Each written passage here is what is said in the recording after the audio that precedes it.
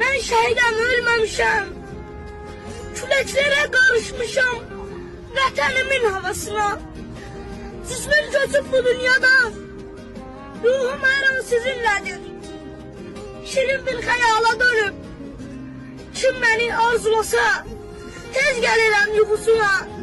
Ben şehidem ölmemişim. Şehirlerde, gazelerde yaşayıram. Resimlerde, filmlerde, eserlerde yaşayıram.